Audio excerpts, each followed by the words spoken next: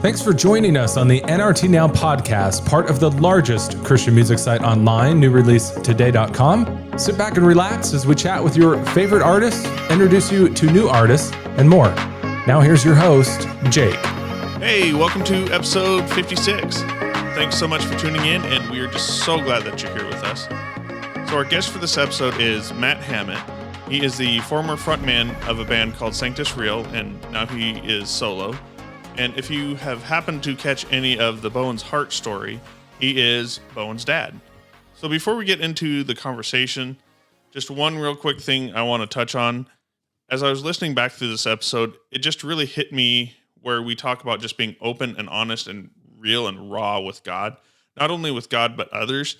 But kind of going back to being real and open and raw with God, I think a lot of times we limit ourselves to pretty prayers and pretty communications with God, like, hey, God, thank you for everything that you've done.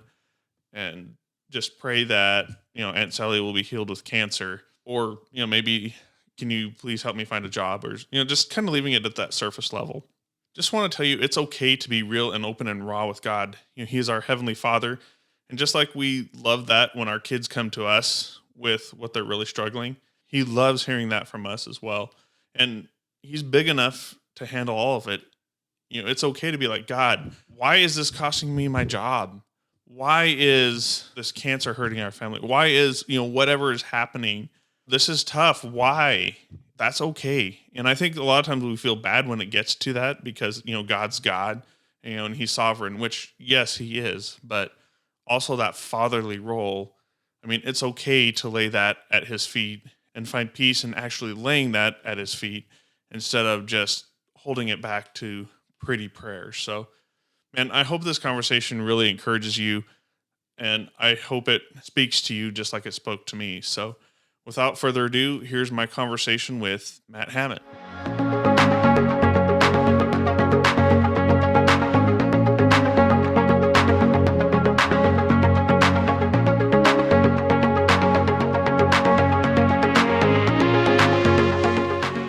We are here hanging out with Matt Hammitt, and most of y'all will remember Matt from a little group. I don't know if they're really well known, Sanctus Real. I mean, nobody's ever heard of Sanctus Real, I don't think. But yeah, just thanks so much for joining us today. Yeah, man, it's great to be here. And I'm grateful if you have me on and excited to talk a little bit, man.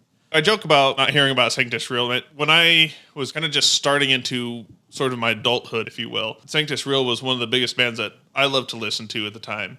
When Lead Me came out, man, that was just a song that just hit hard, especially as I was young in my marriage. Well, what year was that released? I don't remember.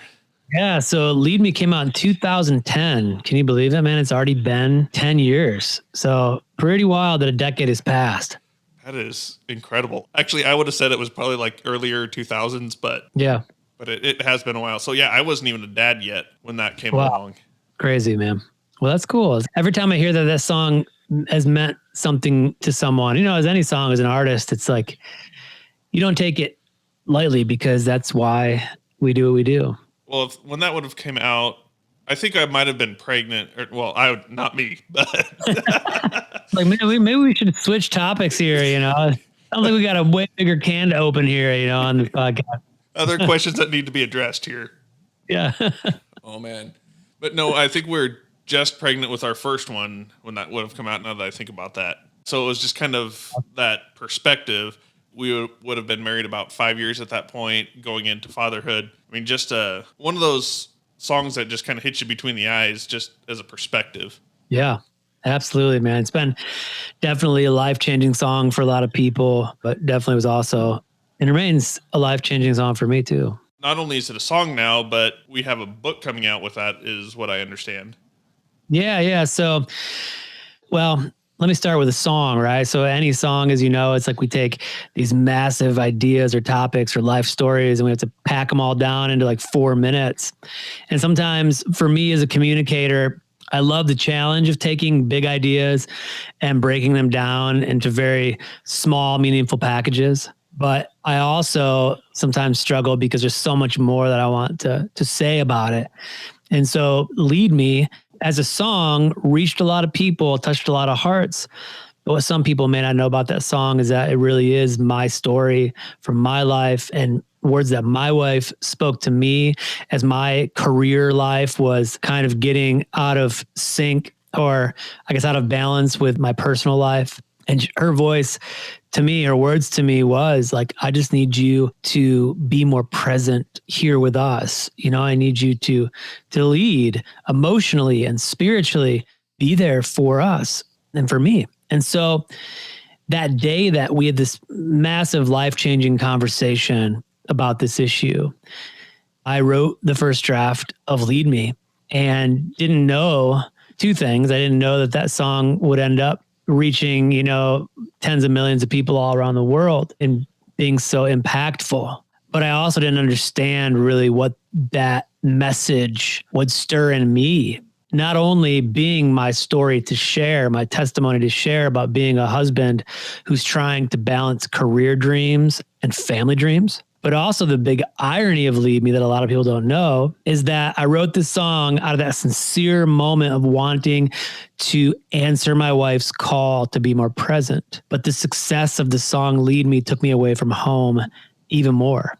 Wow. Causing me to really ask even deeper questions about where my priorities were, whether I'm really the man that I claimed to be or hoped that I was, looking at my inner life and determining whether those intentions of my inner life were really actions in my outer life that were reaching and speaking to my family in the way that I needed to.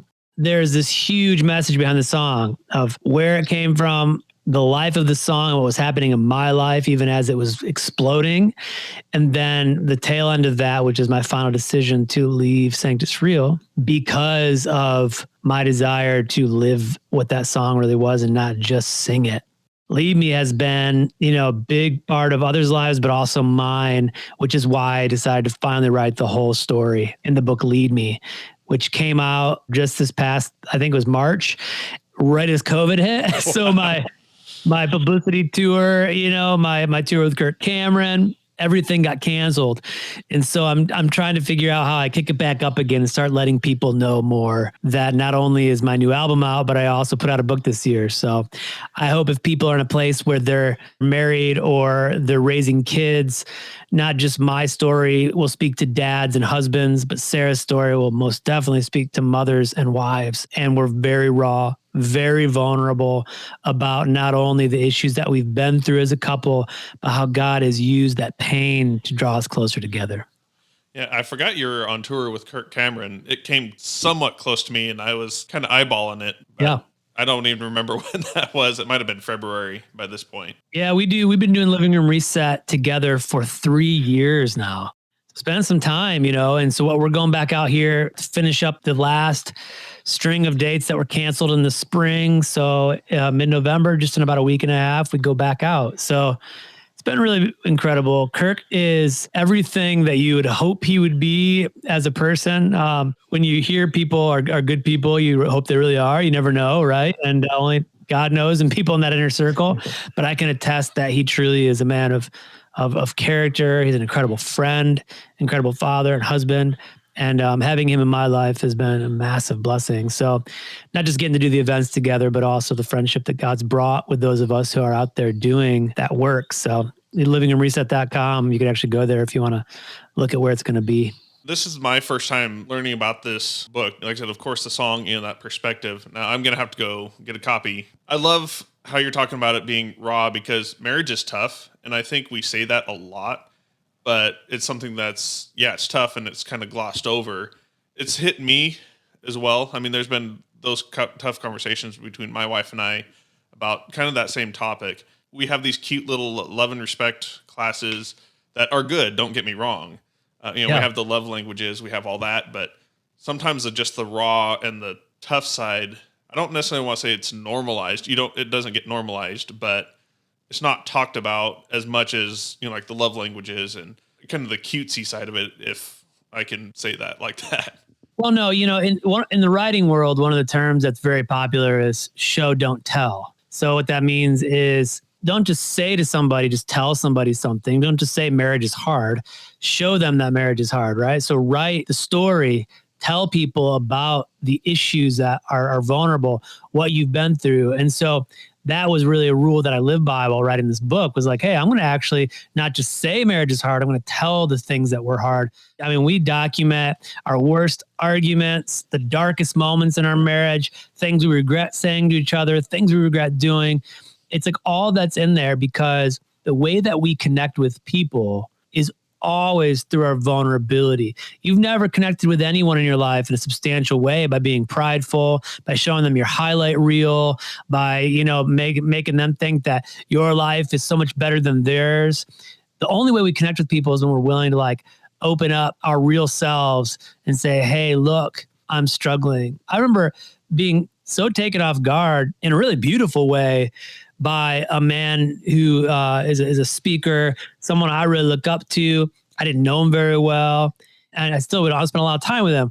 But one of the times that I saw this guy, he just literally said, hey, you know what? I'm really struggling with, and he like said this thing, and I was like, wow, that is so ballsy that this guy just straight up told somebody he does not know very well what he's struggling with. Immediately we had a bond, because I knew that he was going to be real with me. I think that's the greatest gift we can give each other, whether men or women, to be vulnerable and say, yeah, you know what? If marriage sucks right now, hey man, my marriage sucks right now, right? Like, you just say it. Maybe you're in a good season, but when you're not, to be willing to share that with people, it makes them know that now they have a safe place where they can go when they're hurting to talk to you. And those are how bonds are formed. So that's what I want my book to do. That's what I want my music to do, for people to go, oh my gosh, like, yeah, me too. I feel this way too. Oh my gosh, I'm not the only one, you know? I was going to save this for a little bit later, but talking about your music, Treetop just came out. Well, I say just came out. It's been a few weeks now. But yeah, that's one of the things that really struck me about this album, was just exactly what you're talking about, that communicating and being real. And a lot of the lyrics of this song are just real, just talking about average. You know, what if I'm meant to be just average? Yeah, we think it's such a bad thing. Something I've really had to come to grips with, to be honest, because in me making a decision to not pursue my career in the way that I did before, I mean, let's just get real. To be the most popular artist, to be the most successful in a company, you've got to give a lot of yourself to it. And the more you give to your work, the more you flourish. We gave so much to Sanctus Real, and we sowed a lot. And by the grace of God, we reaped a lot as well, in terms of like reaching people. Our ministry had a huge platform, not as big as some, but much bigger than we ever imagined. And now that I've made the decision to focus more on my family, especially during this time while my kids are young and impressionable, I give up some of that now. I give up knowing that I might not be the biggest artist on the charts. Maybe I'm not going to sell quite as many albums as the guys who are hustling harder. And again, I'm not saying there's anything wrong with people who hustle. Some people have great teams who hustle for them. That's great. But for me, I've had to accept, since leaving Sanctus Real, especially this platform we built, stepping off that stage in a way, that what if I don't ever have another number one song? What if I don't sell the amount of records or sell the amount of books that I was hoping to sell?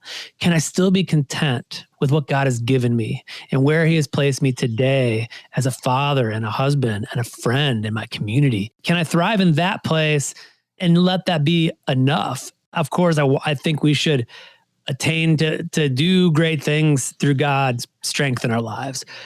But the truth of it is like, in God's eyes, he does not favor men. He doesn't favor people, regardless of their success. Like, we are, in a way, we are average. Like, we are all God's children. We are on the same playing field in his eyes. If we want to be better than our brother or sister, or better than our neighbor, then we've got some real internal issues to work out. I've struggled with those things of like, why do I want to be better? Why do I want to be more popular? Why do I want to sell more?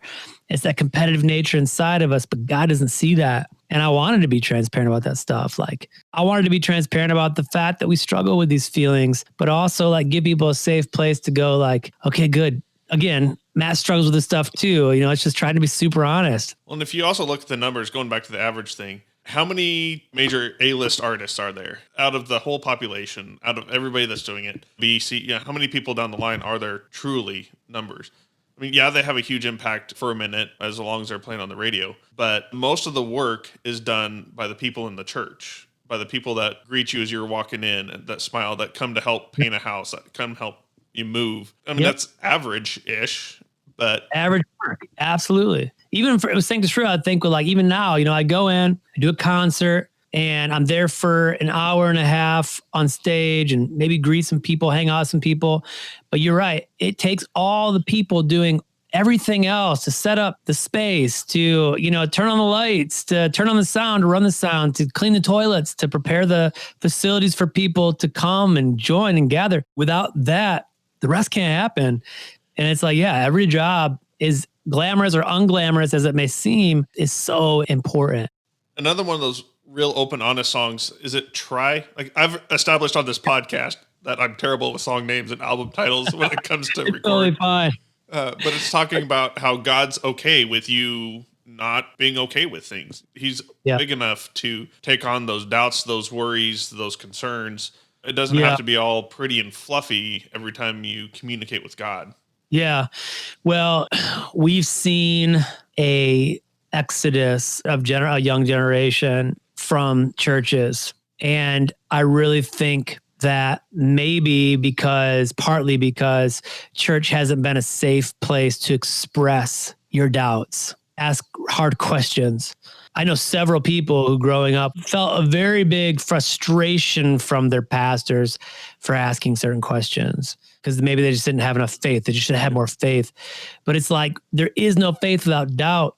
And I think that if we can open up our arms to people who doubt, even inside the church, and let them know that they will not be ostracized, they will not be shamed for bringing those questions out, then I believe that we can walk with people in their relationship with Christ, even as they doubt, until they get to a place where their faith grows. I think those questions need to be asked, and we need, as leaders, need to open our arms to those who ask them. So I don't know, people are listening right now, what kind of church they go to, what kind of, what kind of freedom they may feel to ask the hard questions or to wrestle. But I do know this, that our Father in heaven wants us to come to him even with our doubts and our hurts and our pain. Even Jesus cried out to his Father, why have you forsaken me? And then also, I hope my song, Try, creates a musical space for people to do that. I hope it actually washes over people, that they have the same experience I had when I wrote it, which was I had to lift my voice and recognize that my fears and my doubts can't shake God, that it can't break him, that he is there, he's strong, he wants me to come to him. And what I've realized, when you come to the Father, you might not get all the answers, but you get his love, you get his rest. If you can rest in that mystery, rest in his love, that's a gift in and of itself as you seek to find the answers. As dads ourselves, one of the things that you always think about, or that you talk to your kids about, is I want you to be able to tell me everything, good, bad, or whatever. I'm here for you. For some reason, I think sometimes that doesn't extend to God.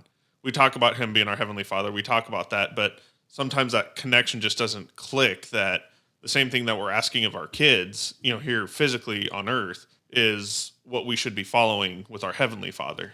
Yep, exactly. A couple of days ago, I was writing on my socials about how Bowen crawled under our bed a couple mornings ago. I just kind of hugged him and I told him he was a good son. And he said, "You're a great dad." And I was like, oh, slay me, man. But what it made me think is those simple words of adoration to our Father in heaven mean so much. So that's what you're saying right now. We want our kids to come to us not only with those positive things that make us feel good, but it also makes me feel good. My 14-year-old daughter comes to me and says, "Hey, Dad, I'm struggling with something," and she tells me about it. I don't want her to hide that from me. It makes me feel close to her and gives me an opportunity to show her love and understanding. And I do believe, like you said, in that same way, God wants us to come to him as our Father and let him know what we're struggling with. We could almost go through song by song on this album, and we could spend a couple hours in this podcast probably just going song by song. But Treetop, Blank Page, just all of these, the heart and the transparency through that just really shines through on each one of these tracks throughout this whole project. Man, I appreciate that. I poured everything into it, man. Sometimes I forget. I did one other interview today, and then I forget what I've said to you and what I said to them.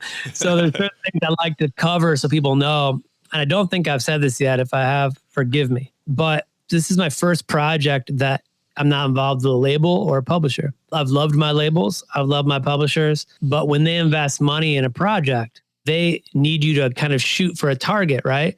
It's like if any company is going to invest money in a product, they have to make sure that that product can be sold to the people they know how to sell their products to. Again, there's nothing wrong with that. But the beauty in this for me as a creator and as an artist was that I had the opportunity to not worry about any target whatsoever. I went in with my buddy Riley, who's a producer, Riley Friesen, and I just said, look, there's no targets. Literally, we are going to write. I have all these songs. I've got the guts of these songs, and we're going to produce these songs. You use your gifts. You bring it to the table. There are no rules.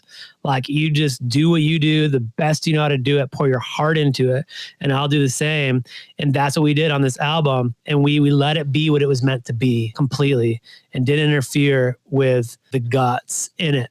I'm really proud of these songs and the production that Riley did and the collaboration we did together for that reason, man. Like, I didn't make this album to make money, even though who doesn't like to make money? It's like, I've got to feed my kids, I know.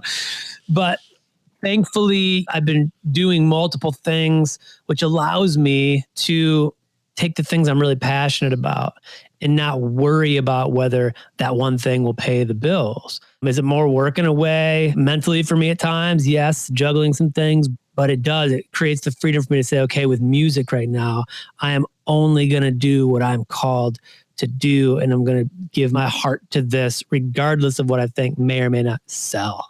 So this is a complete tangent. You piqued my curiosity as you were talking there. What do you see now that we have Spotify and all these different mediums of music distribution? It's not the traditional label, print, package, ship kind of scenario.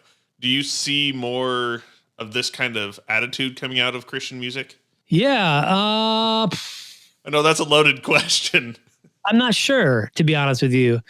The reason I'm not sure is because I have really chosen a path of friendship with a lot of the artists in this community where we don't talk as much about business. There's been opportunities to work with other artists that I respect, but maybe even at times I've kind of not even taken those opportunities because I'm in a season where I'm like, I want to build relationship with people I love and care about. And secondly, I've also distanced myself a little bit from the industry side of it because for a while when I was trying to detach myself from the grind of what I did with Sanctus Real, part of that was always being in tune to what was happening in the market. It was like, who's selling what, who's doing what, where are we on the charts for ticket sales, for singles, for radio. I made a very conscious decision to kind of pull my head out of that stuff.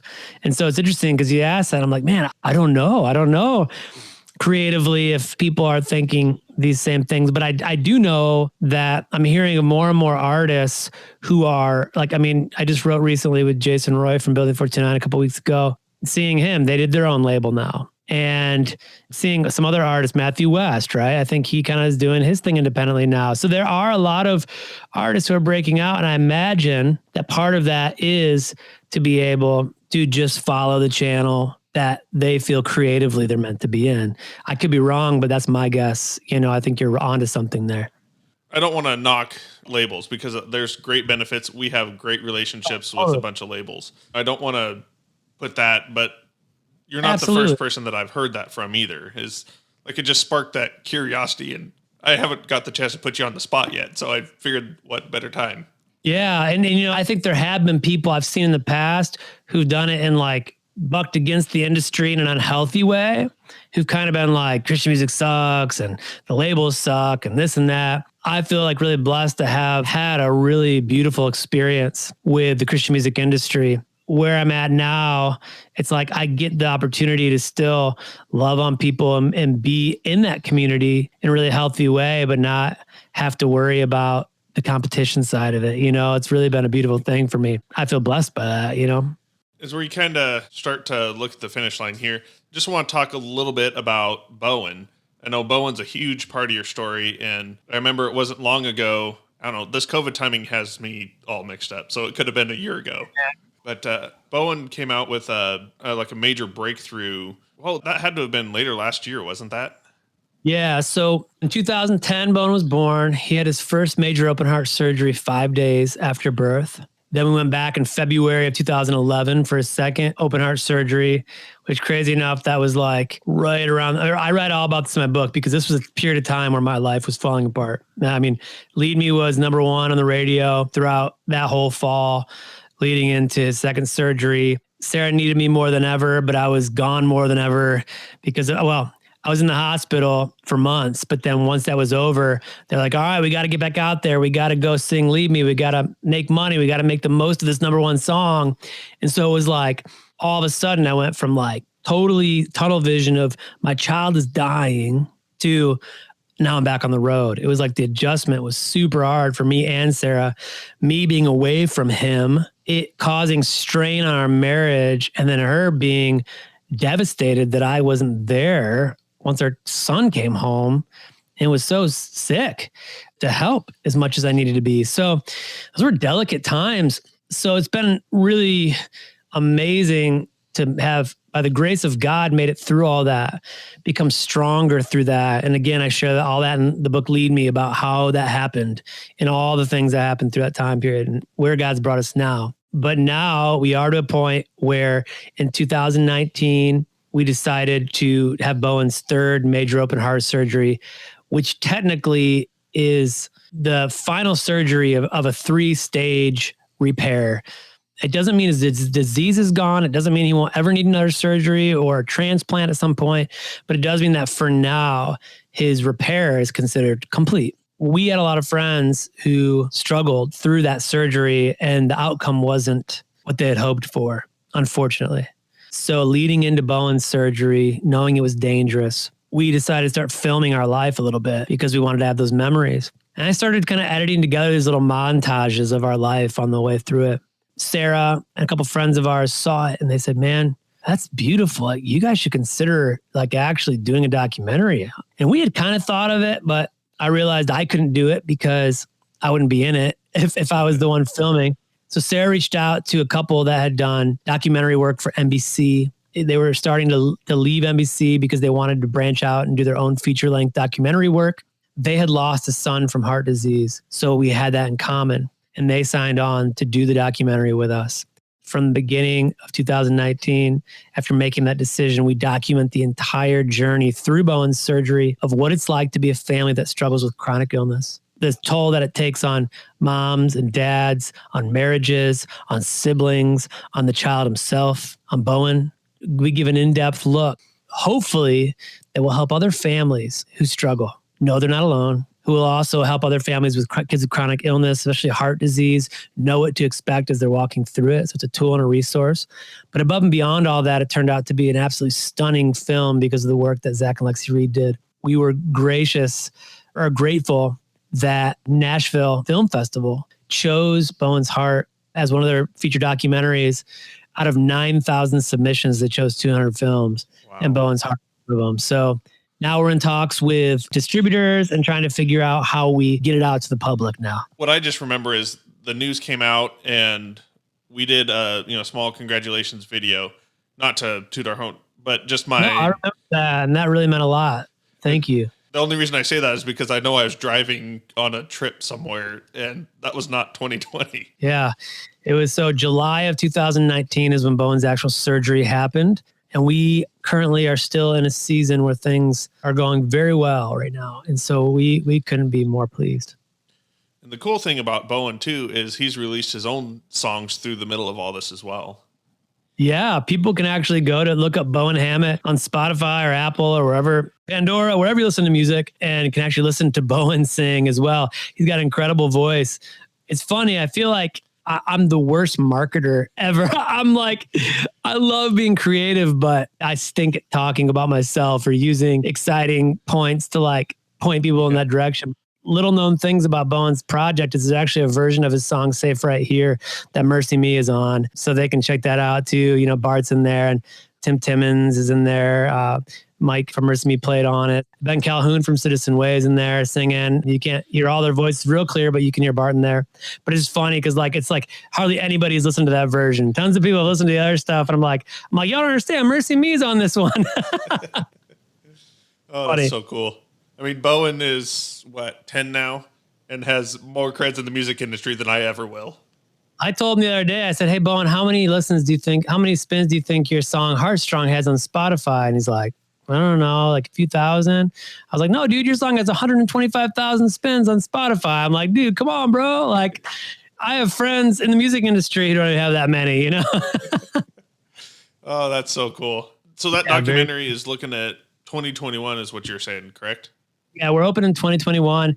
We made it in hopes that it could be a tool and a resource outside of even like Christian film market. But we also knew that people in that market would appreciate it. And so we're trying to do some deals potentially with other bigger mainstream outlets, which is, as you know, is so hard. There's so much competition in that field, and it takes years sometimes to get on those platforms unless you're like with a major movie house. Being independent, though, we've already had multiple offers from Christian networks to air it.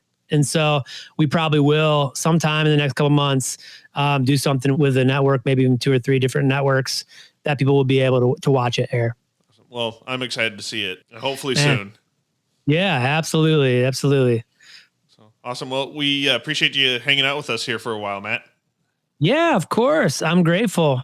You know, people want to check out the new album Treetop. It's everywhere you stream music, and anything related to what we talked about today, the book or the movie, people can get more information at matthammitt.com.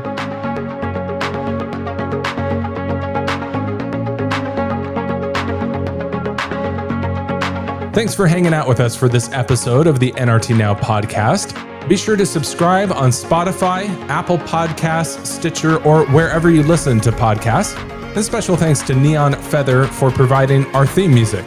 Make sure to check out newreleasetoday.com and our socials for more great content. See you next episode.